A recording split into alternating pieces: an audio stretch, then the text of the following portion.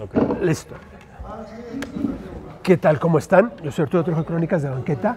Y pues como cada jueves tenemos un programa nuevo y en esta ocasión pues vamos a platicar un poquito con Orlando Aurquía. ¿Cómo estás, Orlando? ¿Qué tal? ¿Cómo está?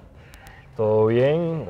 Una mañana bastante frío, pero ya está subiendo la temperatura en la ciudad. Sí, sí, sí. Y aparte conmemorativo, ahorita vamos a hablar un poquito así nada más de eso, porque aunque esta no va a salir el 11 de enero, pero vamos a platicar Sí. porque estamos en el 11 de enero. Orlando participa en EMAS. Ahí lo conocí. Ahí estabas en EMAS con la parte del tiempo, ¿no? Del clima. ¿Tú eres meteorólogo? Sí, estudié meteorología en la Universidad de La Habana y en el 2017 ingreso a la UNAM como alumno de posgrado en maestría en Ciencias de la Tierra con especialidad en Ciencias Atmosféricas. ¿Ya aquí en México? Aquí en México ya. ¿Tu llegada a México fue por parte de la escuela? Mi llegada fue por una beca que obtuve en la UNAM y gracias a esa beca pude llegar acá a México. ¿No era tu intención así como que yo quiero estar en México? Nunca lo planifiqué, pero tuve varias opciones y de todas yo dije, pues la mejor es México. Estaba más cerca de mi país, más cerca de la familia y relativamente económico viajar a Cuba en comparación con otros países. Por ejemplo, imagínate viajar de Europa a Cuba, más caro, más tiempo, se complica más. Exacto, y aparte el idioma, ¿no? También. Sí, sí, por supuesto, por supuesto. O sea, la cercanía, culturalmente somos unos países muy cercanos, compartimos idioma, algunas raíces, sobre todo en porciones del sur y sureste de México, ha habido migración cubana. Yo me he encontrado muchas amistades que de pronto me dicen, mi abuelo era cubano, o el papá del tío del sobrino era cubano. Incluso muchos, como dices, por la parte del puerto, ¿no? O ya sea Mérida, Veracruz, Tabasco. Puntos de la península también. Y que compartimos muchas cosas. Música, gastronomía. Pueblos alegres, fiesteros. ¿Qué? Sí, exacto. O sea, sí, todo festejamos. Entonces fue ahí. ¿Y cuánto tiempo tienes ya en México? 2017, 2023, ya voy para 6 años. 6 años. Ya. 6 años acá, en agosto llegué. Bueno, fue muy interesante porque fue un recibimiento muy movido. Yo llegué en agosto del 2017. ¿Te suena eso? Sí, casi septiembre. Ajá. Nunca había sentido un sismo, nunca. Me impresionó tanto a mí y a mi familia. O sea, mi familia quería que yo me fuera de México. Sí, regrésate. Sí, porque se imaginaban que todo había colapsado, que donde yo vivía todo estaba bajo escombros, sobre todo por las imágenes, los videos que estaban llegando. Pero afortunadamente viví en la zona del sur de la capital donde está el Pedregal, o sea, la zona que es suelo rocoso, roca volcánica. Y entonces a mí no me tocó ver edificios, en aquel momento no me tocó ver edificios que estaban destruidos o que fueron afectados. Y entonces estuvo bien para mí. Sí, porque es un poquito más hacia la zona céntrica, ¿no? Sí, exactamente, las afectaciones. Sí, en el sur.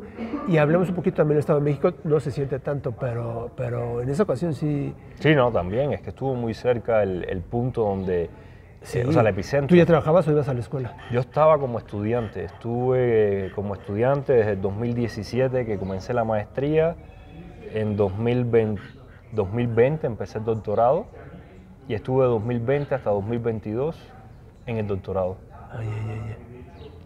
¿Y hace cuánto que llegas a Televisa? A Televisa llegué en el 2021. Estuve a finales del 2021, octubre, entré oficialmente a Televisa como meteorólogo del canal digital N+ Media. Y la buena noticia, lo reciente, es que mi participación en Canal 2, Canal de las Estrellas, ahora en el nuevo noticiero que está iniciando en las mañanas, a las 8 de la mañana, con Genaro Lozano. En el espacio de Genaro Lozano, que es allá a donde iba, porque tú empiezas pues, en estos espacios de N+, que es la parte digital de Televisa, ¿no? Un poquito llegar hacia... ganar terreno en esas plataformas. A los millennials, ¿no? Para hacerlos enterarse de las cosas. Y estás con Paola y con Jesús en Bien y de Buenas, y también con Francisco, con Alejandro Godina y Elisa Becano. Bueno, estoy en realidad con todos, porque también estoy con Carolina Loma en Central de la 1, con Antonio Pérez en Central de las 11, a las 9 en el prime time, con Guillermo Blanco y con Alejandra Gallardo. O sea, me puedes ver a las 6 de la mañana, a las 7 de la mañana, como a las 9 de la noche. Sí, yo estoy haciendo también algunas colaboraciones ahí, pero en Bien y de Buenas, ocasionalmente con Alejandro y con Elizabeth, pero te veo ahí y vas y vienes y bajas, y ahora me cuentas que como ya estás en el espacio de Genaro, Sí. pues estás más movido.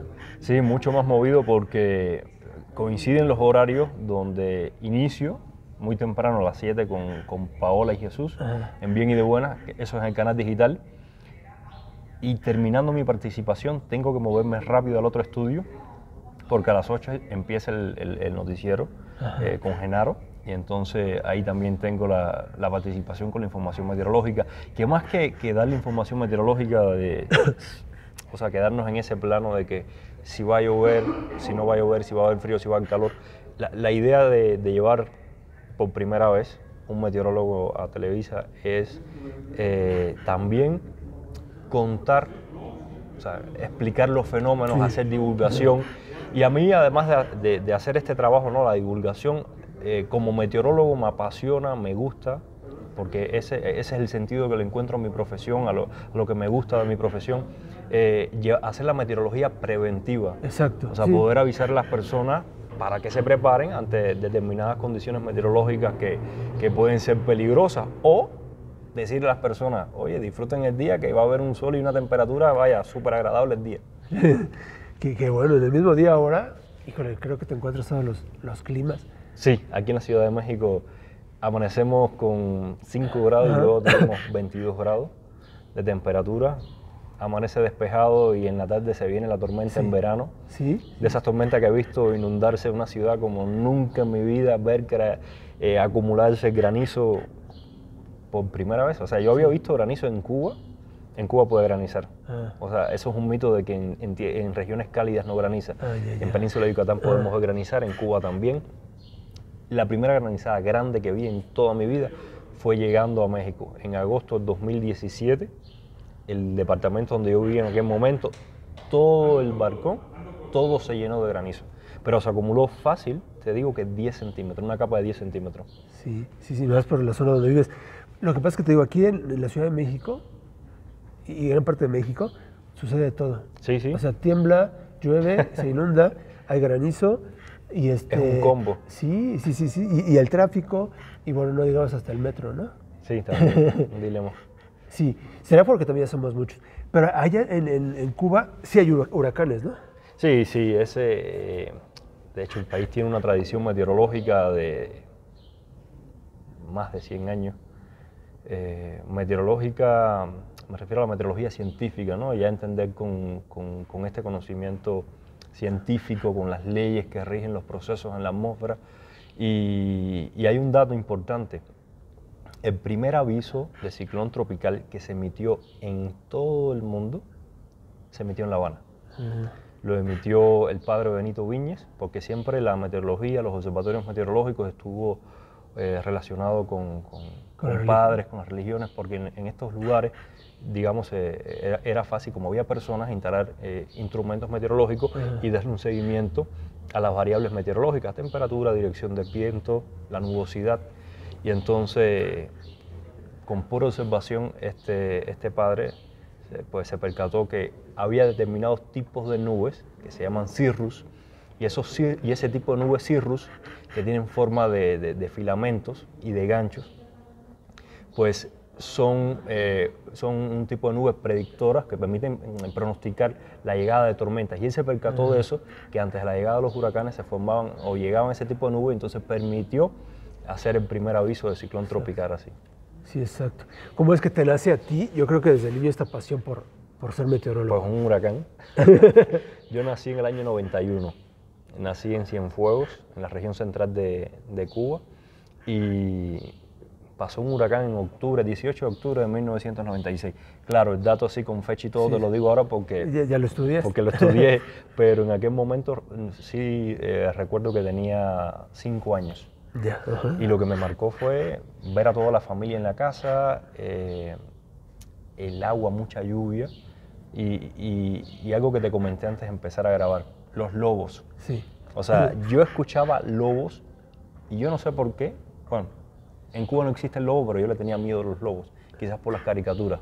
Entonces yo quería ver los lobos y escondido de mi familia, porque nadie podía abrir las ventanas porque es muy peligroso eso. Si abres una ventana, el viento entra y puede romper las paredes porque crea la presión que ejerce el viento sobre las paredes, y entonces eso no se debe hacer cuando hay un huracán. Bueno, yo escondido de mis padres abrí una ventana, pero poco, porque yo quería ver los lobos, pero para mi sorpresa, cuando abro la ventana lo que veo es los árboles, todo moviéndose, todo cayéndose, y yo decía, ¿qué está pasando? O sea, ¿qué es esto? Y desde ese momento a mí me parece todavía increíble que tuviera esa curiosidad de querer entender qué era lo que estaba pasando. Ajá. Ese fue, yo lo digo así, ese fue mi bichito. Exacto. El primer aviso. Exacto. Y de ahí ya te entras, porque esta carrera, digo, no sé, en México sí está muy... sí la estudian mucho. Sí, sí, sí. De hecho, México es un país que es muy rico en meteorología por la cantidad de fenómenos que los afecta, y especialmente el estado de Veracruz. Al estado de Veracruz se le conoce como laboratorio meteorológico, porque lo mismo tiene huracanes que puede afectarle frente frío, los eventos de norte asociados al paso de los frentes fríos. Entonces pasan muchísimas cosas en el estado, y por esa razón, hace más de 40 años, no tengo la fecha exacta, pero hace más de 40 años, más de 4 décadas, se funda la Escuela de Meteorología en la Universidad Veracruzana. O sea, la primera institución donde se estudia meteorología meteorología en México es ahí, en la Universidad Veracruzana en Jalapa. Y luego, más reciente, o sea, hará cuestión de alrededor de 10 años, entre 10 y 15 años, se crea aquí en el Valle de México, en la UAM. En la UAM se crea una facultad donde se estudia meteorología, pero aquí no le llaman meteorología, le llaman ciencias atmosféricas, licenciatura en ciencias atmosféricas. Al final es lo mismo, o sea, es el mismo interés, solo que cambia de nombre. Claro, claro. ¿Y había ahí en Cuba o en México algún meteorólogo famoso que dices yo quería ser como... Sí, claro, a mí desde niño, desde que pasó el huracán que te comenté, que por cierto se llama Lili, huracán Lili de 1996, yo quedé fascinado por el viento, por la lluvia, entonces quería ver al meteorólogo todos los días. Y en mi casa se veía el noticiero estelar, que en Cuba es a las 8 de la noche. Y recuerdo un meteorólogo, hay 2 personas que me marcaron, el doctor José Rubiera, y ahora se me olvidó el otro meteorólogo, pero el otro meteorólogo era lamentablemente falleció hace muchísimos años, en el 2005, pero muy carismático porque siempre terminaba diciendo, les deseo lo mejor. Entonces esa frase siempre quedó marcada en Cuba. Y yo quería ver a un meteorólogo todas las noches porque quería saber si iba a llover, si iba a haber frío o calor, sí. Pero siempre me preguntaba, ¿cómo el señor de la televisión sabe qué es lo que va a pasar mañana? Yo decía, ¿dónde está la magia? ¿Cómo él puede hacer ese trabajo? Tiene una bola donde él la revisa y le dice qué onda con el tiempo. Y entonces esas cosas fueron, entre el huracán, mi interés de saber cómo el meteorólogo que veía en la televisión hacía su trabajo, pues esos fueron mis motores para estudiar meteorología. Y aquí en México, a veces mucho había también un meteorólogo, yo creo que incluso todavía está por ahí por las redes. No sé, pero no, me había nacido cuando estaba hoy mismo con Guillermo Ochoa, que estaba ahí en el Canal 2. Y era Juan Carlos Iracheta. No sé si te han platicado de él, que estuvo ahí en Televisa. No tengo la suerte de... No, barbón, que incluso decíamos, pues es que nunca le atina el señor porque hace frío y hace calor. Es que eso es ese punto es muy... Siempre nos dicen así a los meteorólogos, no le atina. O que somos mentirólogos. Así le dicen en Cuba, ¿no? Y se me hace chistoso y la verdad que no me molesta. O sea, yo también bromeo y en la carrera todos bromeábamos con lo que nos dicen a los meteorólogos, porque la realidad es que pronosticar las condiciones meteorológicas es un tema sumamente complejo, sobre todo cuando hablamos a mí que me corresponde hablar a nivel de país. O sea, es imposible que yo te pueda decir, usted que vive en la colonia Santo Domingo, en Coyoacán, vas a tener tal temperatura o te va a llover tantos milímetros. No puedo hacer eso. O sea, me tengo que quedar a nivel estatal o a nivel de ciudad, a no ser que que se vea que los modelos estén dando una situación muy intensa de algún fenómeno, y entonces ahí puntualizamos, pero si no es el caso, pues tenemos que llevar a grandes rasgos las condiciones meteorológicas en el país. Posibles chubascos, no dicen, ¿no? Brisnas Sí, ligeras. es la terminología que se usa, porque a las personas a veces decirle un número no dimensiona. Entonces tenemos que nosotros sabemos esa información en número, en un valor, y eso lo llevamos lo informamos de manera cualitativa. Por eso decimos aislados chubascos o lluvia intensa. Ya si una persona tú le dices lluvia intensa, pues ya sabe que se viene el diluvio. Entonces hay que prepararse, pero aislados chubascos pues son esas lluvias típicas de la tarde que vienen. Pequeños encharcamientos cuando ves que está todo inundado. Sí, claro, totalmente. O sea, las personas dimensionan más así a que si le dices un número. Imagínate que yo me pare en las mañanas y le diga, pues vamos a tener acumulaciones de 2 centímetros en las calles de la Ciudad de México. No van a entender. Hay que ponerle, o yo digo 2 centímetros y decirte, bueno, 2 centímetros equivale a, y entonces hay que hacer estas analogías, pero sería muy complejo, entonces mejor dejarlo como pequeños encharcamientos. Y un poquito más para saber si salimos o no con la chamarra, con el paraguas. Sí, claro, totalmente. Sí, la meteorología en ese sentido es una ciencia que, como te comenté al inicio, es una ciencia preventiva, donde preparas a las personas como, desde lo más sencillo, como lo dijiste, cómo nos vamos a vestir hoy. Vamos a lavar el coche. A cosas más complejas, donde aquí sí hay que prestar toda la atención y el meteorólogo tiene que estar muy abusado con el análisis de la información, porque es avisar sobre un huracán, sobre un evento de lluvia intensa, que no necesariamente tiene que estar asociado a un huracán, y entonces tienes que decir de manera, digamos, exacta, hay que decirlo así, dónde se van a dar con más probabilidad esas condiciones, cuáles van a ser las ciudades, los municipios, los pueblos que van a ser más afectados, en qué momento. Entonces hay que alentar a las personas, y ese trabajo al final ayuda, ese trabajo al final ayuda, esa información ayuda ¿a qué? A salvar vidas, porque ese es el objetivo de hacer este trabajo, y es de las cosas que más me apasiona. Poder advertir a las personas, sobre todo cuando tenemos huracanes, cuando tenemos eventos peligrosos, y saber que las personas me escucharon, que les sirvió mi información, y que pudieron tomar, digamos, si viven al lado de un río, se fueron para un lugar seguro, porque ese río probablemente pueda inundar su casa. Los nombres de los huracanes siempre son de mujeres, ¿no? ¿Y de los frentes fríos, en números? El nombre de los huracanes, inicialmente, estamos hablando de la década del 50 del siglo pasado, eran de mujeres.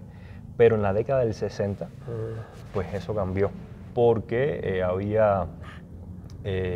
comenzó esta lucha, porque realmente asociar un huracán, que es algo que genera destrucción, con un nombre femenino, pues realmente no es agradable, ¿no? Entonces se decidió que las listas de los nombres, que ya están preparados con 6 años de antelación, tuviera la alternancia de nombres masculinos y femeninos. Eso desde el final de la década del 60 del siglo pasado.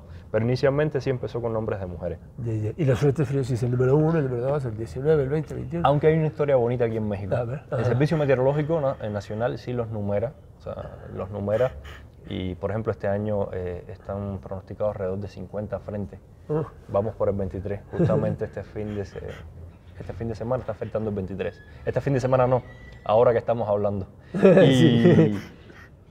Y en la península de Yucatán hay un proyecto muy bonito, un colega meteorólogo, Juan Antonio Palma, que maneja una cuenta que se llama Meteorología Yucatán, y ellos nombran los frentes que afectan a la península de Yucatán utilizando palabras mayas. Cuando vi esa historia, lo empecé a seguir hace como 3 años en las redes sociales a Juan Antonio, y le pregunté, ¿por qué utilizan nombres mayas?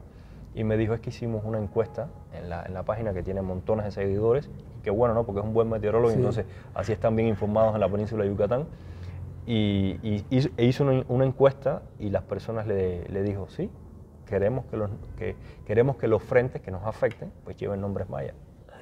Identidad cultural. Sí, exacto. Sí, eso es interesante. Y ahí en el espacio, o sea, Era difícil. ¿Cómo es que llegas a Televisa ya para cubrir ese? ¿Cómo llego? Yo al principio decía que había sido un golpe de suerte, pero mis amigos me dijeron, no, no es un golpe de suerte, es que tú trabajaste para eso. Hacerlo, Sin darme cuenta o sin haber sido mi objetivo, sí trabajé porque empecé a llevar o a participar en seminarios de divulgación en la UNAM, y esos seminarios tenían cierto alcance y me dieron visibilidad.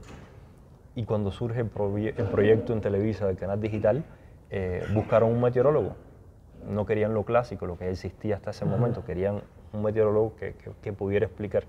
Y se comunican con la UNAM, y cuando se comunican con la UNAM, la propia UNAM es la que me recomienda. Llego a Televisa a hacer las pruebas, a un casting. Vieron que tenía las actitudes de lo que ellos necesitaban, entonces me quedé seleccionado. ¿Y lleva más de un año? Sí, ya poquito más de un año. Estamos hablando de 1 año y 3 meses aproximadamente. Y esto ha cambiado porque después de esta plataforma que es ViX, para que la bajen y se suscriban y los vean. Nos pueden ver en N+ Media, nos pueden ver en ViX, en nmas.com.mx y por las redes sociales, ahí estamos nosotros. Exacto, que es la nueva forma de verlo ahora. Claro, ¿no? es una facilidad poder desde un teléfono exacto. y poder, es como la radio, cuando surgió la radio, qué facilidad para los que estamos en la casa y poder, no sé, cocinar, trabajar y poder escuchar la radio, y nosotros que estamos desde una pantalla tan pequeña como un celular o una tableta y ahí poder recibir información. Sí, la tecnología ha crecido. Y luego, pues te vas a las estrellas, porque después el espacio de Paola Rojas cambia, llega este año y por eso metieron a Genaro, y en las noches el espacio de Denise Merker también le dan otro giro, ¿no? Sí, también. Y están otros 2 conductores. Y periodistas. Y a ti, pues tú estás en esto porque era antes el Canal 2, el Canal de las Estrellas, y ahora tan solo es de las estrellas. Sí, así es. Que es como que, pues el máximo logro, ¿no? De estar ahí en... Yo todavía estoy asimilando todo lo que llevo con el 2023. Estoy muy contento, es un reto, porque es una exposición mayor. Sí, exacto. Estamos hablando de que es un noticiero de las 8 de la mañana, donde estoy ahora también en Canal 2, y es un noticiero donde te ven miles y miles de personas. Tengo poco tiempo en comparación con lo que hacemos en N+ Media, que damos más contexto, y aquí tiene que ser más concreto, aquí es donde va a afectar, o sea, lo que va a pasar. Y entonces tengo que, definitivamente es un reto, tengo que condensar la información y quedarme con lo que realmente es importante y lo que las personas tienen que saber para que se preparen. Ya. Y en cuestión de amigos también, porque digo, Jesús y Paola son excelentes personas, ¿no, Alejandro? ¿Ya conocías tú a Genaro? ¿Al equipo? Mira, al equipo realmente nos conocíamos, porque en Televisa nos hemos saludado, pero de interactuar como está sucediendo ahora es la primera vez, pero tuve buena acogida, ellos me arroparon, porque realmente creo que fui de los últimos en integrarse en el equipo. Yo supe de la decisión. Porque andabas enfermo. Sí, estaba enfermo. Supe de la decisión 3-4 días antes que iniciara el noticiero. Eso me llena de orgullo, porque significa que confíen en mí para hacer este trabajo. Y por supuesto, insisto, me siento muy orgulloso. Y el equipo, Genaro, Sofía, todos, cuando supieron que había sido yo, exacto, Said también, que está con nosotros, todos me han arropado, sentí ese placer de qué bueno que estás con nosotros. Mira, resulta que a veces esto de la credibilidad o de las cosas que nos dicen cambia un poquito, es como el teléfono descompuesto, ¿no? Esto de volver a intentar que pues, permanecer con esa credibilidad. No tan solo estos periodistas conductores, porque todo el mundo dice, es que está un teleprompter. No, pero ellos también reportean y también están ahí. Y a Jesús lo puedes oír en la noche con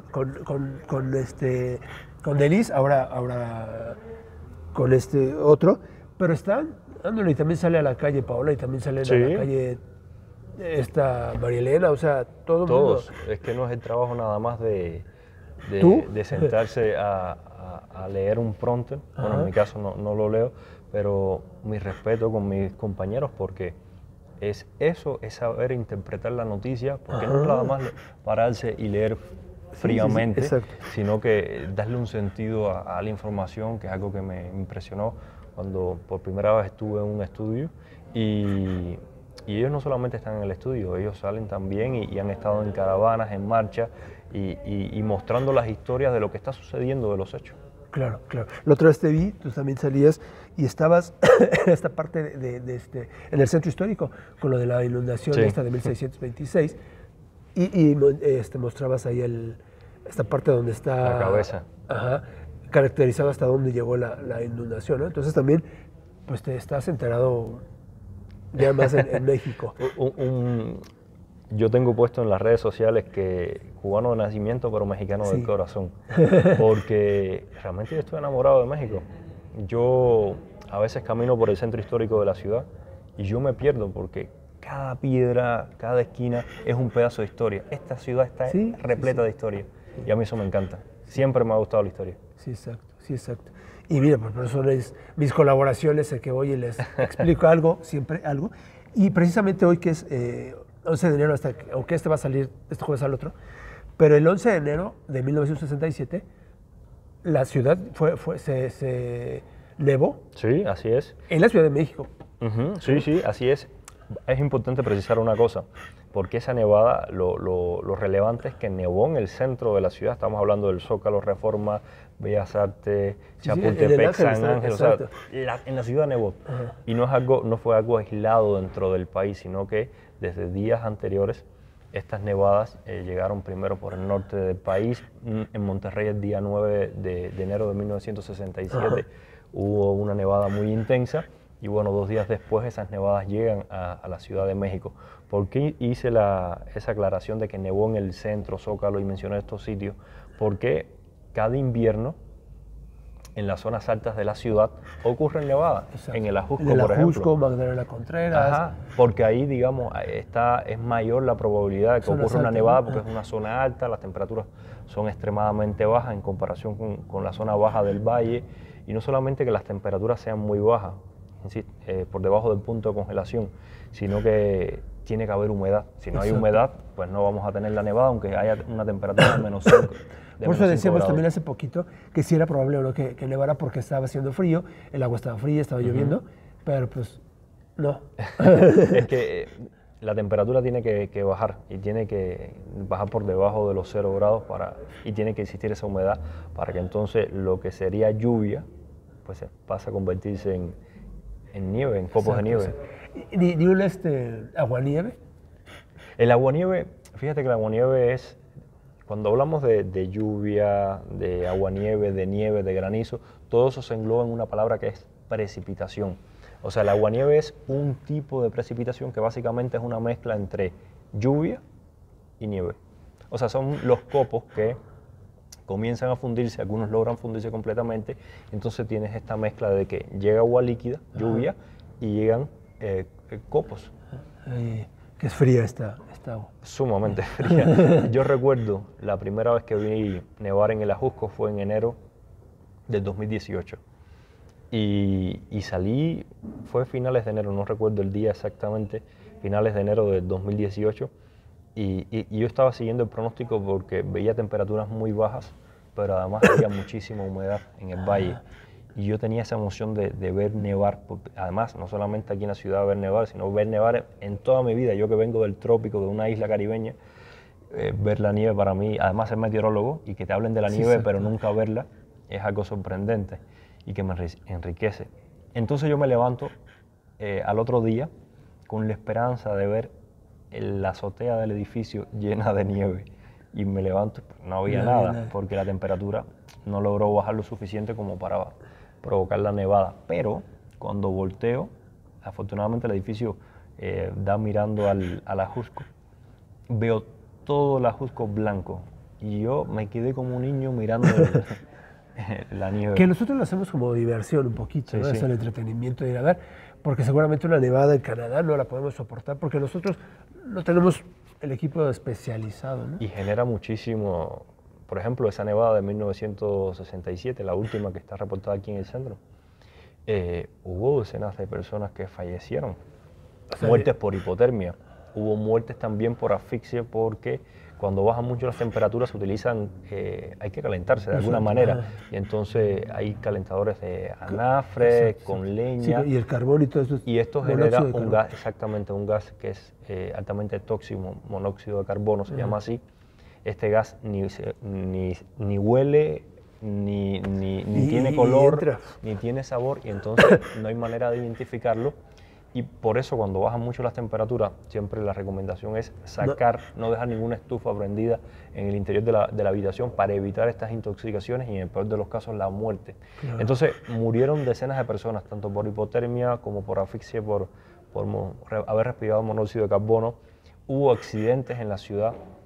Imagínate las acumulaciones de nieve. Imagínate viajar de la Ciudad de México hacia Cuernavaca.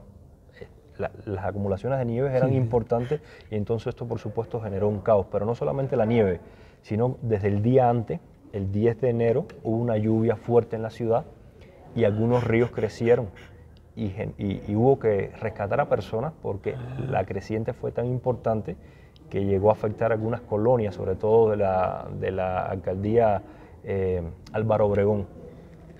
Sí, que esa es la zona también de las más afectadas.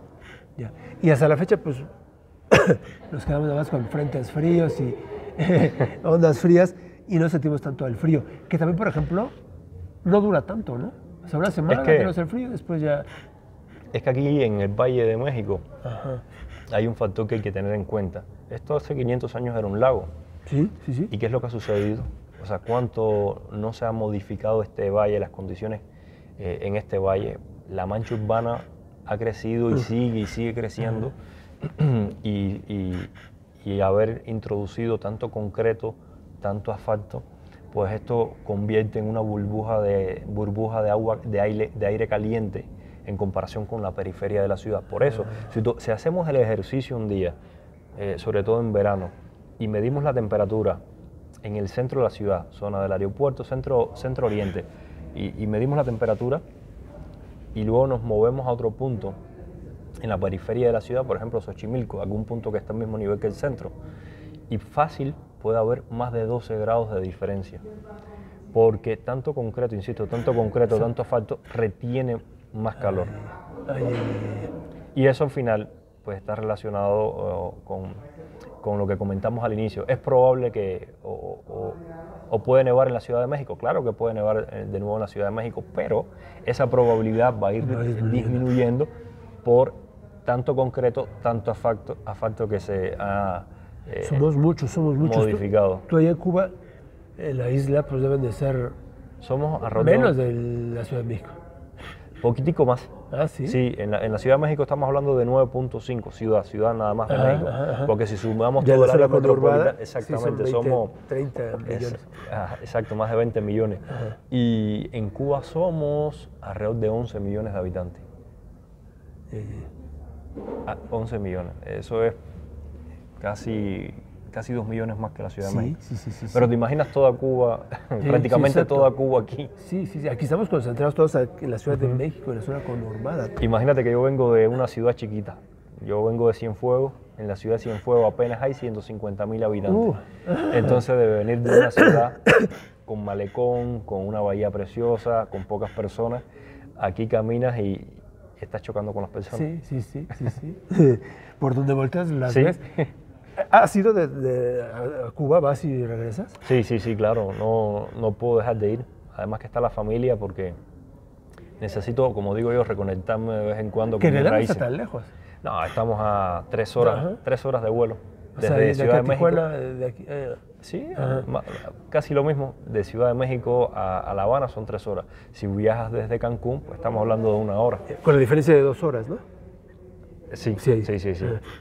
O sea, vas y hasta es menos allá. Pero por la diferencia horaria. No, es 1 hora. Es 1 hora. Sí, hora centro y Cuba, la diferencia es de 1 hora. Hay Bueno, ahora ya esto se eliminó lo del cambio horario en México, pero había un momento del año, había 2 momentos del año que México o se adelantaba o se atrasaba con el cambio y entonces llegaba a tener con mi familia 2 horas de diferencia. Sí. A veces yo le escribía a mi mamá me decía, pues acuéstate que ya es tarde. Y yo le decía, no mami, son las 10 de la noche. Ajá, y allá era medianoche ya. Sí. Ahora que ellos te ven en la tele, ¿qué te dicen? Muy contentos, pero la verdad que no llegan a dimensionar. Sí, todavía no se la creen, ¿no? Todavía no les... Sí, pero sobre todo como no tienen acceso a poder verme, por ejemplo, en el streaming, que es consumir internet, es complicado el tema del internet en Cuba. No está el Google, ¿verdad? Sí está. Sí, no está, digamos, el servicio no está cancelado, pero el acceso al internet, a navegar en el país, es caro, la red es deficiente, o sea, no hay buena conectividad. Y entonces mi familia no es así que pueda conectarse y ver la transmisión y darle un seguimiento. Entonces no dimensionan en la plataforma y ahora no dimensionan lo de Canal 2 tampoco. Porque no se consume Canal 2 en Cuba. Sí, ahora, por ejemplo, ya hasta nos desesperamos cuando el teléfono se alenta, no agarra bien el internet, o sea, nos desesperamos porque ya queremos rapidez. Sí. Y anteriormente era de aquí que entrara al internet, o sea, era el y hasta que entraba y tú podías hacer estos primeras, pues no streaming, sino entrar al internet de una llamada, ¿no? Sí. El teléfono, no descuelgues porque estoy en... A mí no me tocó esa parte, no. Porque ya cuando llegué a México, bueno, la primera experiencia con internet fue cuando llegué a México en el 2017 y pues ya estábamos muy adelantados, pero cuando voy a Cuba son 15 días o el tiempo que me vaya a pasar en Cuba desconectado completamente. Y todos los que nos están viendo, si pueden hacer eso, desconectarse por una semana, por 15 días, es lo más rico que hay. Sí, exacto. De verdad. Pero no te quedas como que gusanito de... No, a mí no me pasa eso. A mí no me pasa eso porque hay tanto que hacer. O sea, también mi familia es tan grande que prácticamente tengo que visitar de una punta a la otra de la isla y entonces no me da tiempo, o sea, me olvido del celular. Qué bueno. Sí, sería... Es muy bueno. Sí, cuando se nos olvida en la mañana, llegamos a la tarde desesperados. Sí, mira, la verdad que es muy... estamos conectados a eso porque... Sí, se los ha hecho... Por ahí... En el trabajo me toca, ¿no? Seguir los chats, la información que se está subiendo y sí me ha pasado que recuerdo hace poco dejé el celular en la casa y me percaté ya cuando venía en el transporte para el trabajo, para Televisa, y lo primero que hice fue subir a donde estaba el productor y decirle, no tengo celular, avísale a los demás. Sí, porque que yo no tengo para... Sí, porque aparte es el día que más mensajes recibes, que más llamadas quieren hacer. Así pasa cuando sucede. Bueno, la avisé rápido porque me imaginé que cualquiera podía necesitar algún tipo de información y entonces, para que estuvieran todos enterados que no tenía manera de saber. Ahorita que dijiste esa frase, en México, ¿qué te has encontrado con que digan, esto es diferente? O sea, esto aquí dicen eso y el doble sentido, por ejemplo. Mira...